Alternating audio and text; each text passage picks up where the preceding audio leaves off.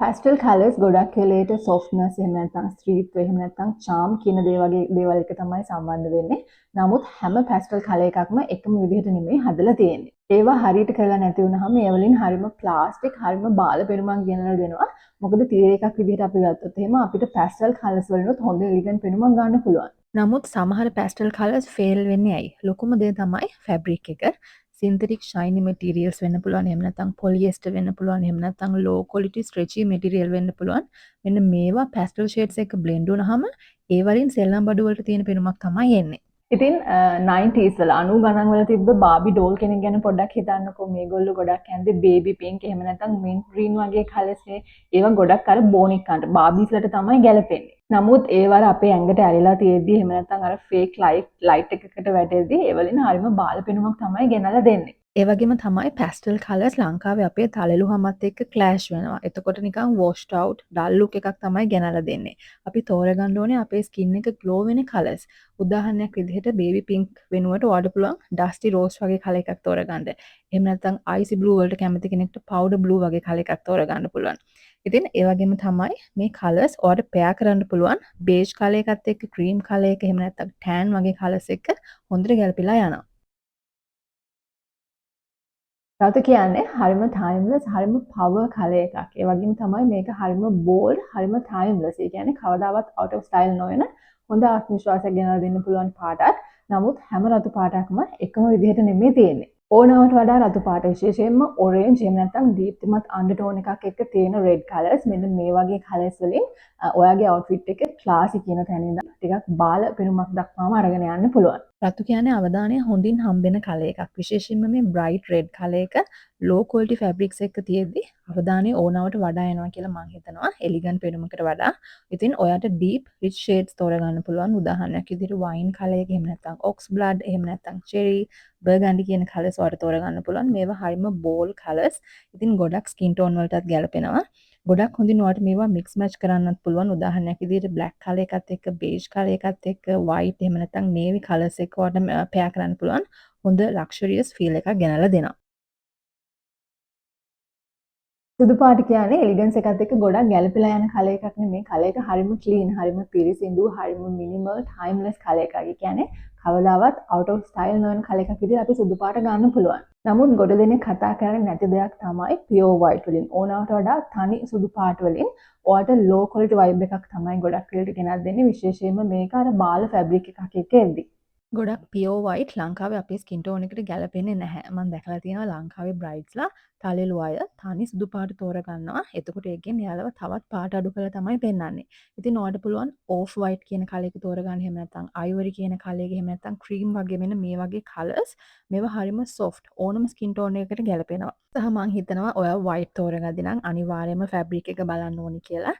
කොටන් එහෙම නැත්නම් ලිනන් බ්ලෙන්ඩ්ස් වෙන්න පුළුවන්. සිල්ක්, සැටින් වගේ ෆැබ්‍රික්ස් ඔයාලට තෝරගන්න පුළුවන්. සුදු කියන්නේ එලිගන්ට් කලර් එකක් හරියට කරලා තියෙනවා නම් විශේෂයෙන්ම නිවැරදි ෂේඩ් එක, නිවැරදි ෆැබ්‍රික් එක සහ නිවැරදි ෆිට් එකත් එක්ක එද්දි. හරි එලිගන්ස් කියන දේ ගැන කතා කරද්දී හරිම ට්‍රිකි කලර් එකක් තමයි මේ ඕනාවට වඩා බ්‍රයිට් yellow කියලා කියන්නේ. මම මේ කතා කරන්නේ soft pastel එහෙම නැත්නම් lemon එහෙම නැත්නම් rich mustard වගේ කලර්ස් ගැන නෙමෙයි. මම මේ කතා කරන්නේ highlighter yellow එහෙම නැත්නම් sunshine yellow මෙන්න මේ වගේ කලර්ස් ගැන.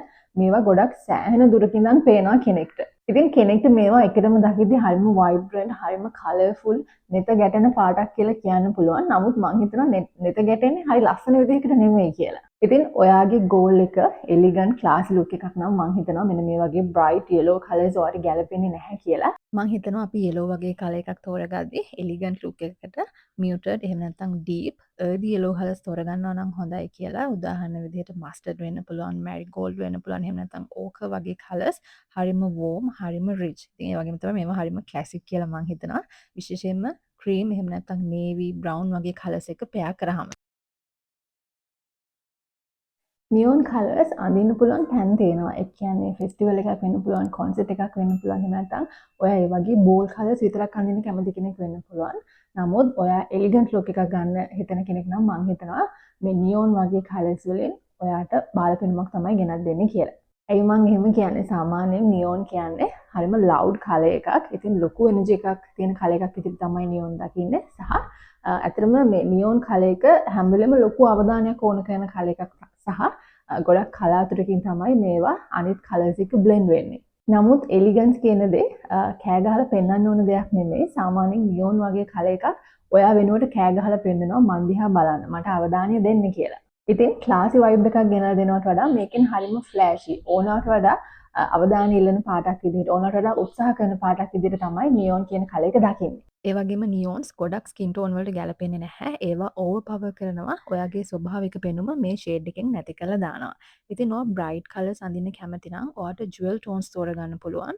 එමරල්ඩ් ග්‍රීන් වෙන්න පුළුවන්, සැෆයර් බ්ලූ, එහෙම නැත්නම් රූබි රෙඩ්, ඇමතිස්ට් පර්පල් වෙන්න පුළුවන්. මෙන්න මේ ෂේඩ්ස් හරිම රිච්, ඩීප් සහ හරිම ලක්ෂරියස් පෙනුමක් ගෙනල්ලා දෙනවා.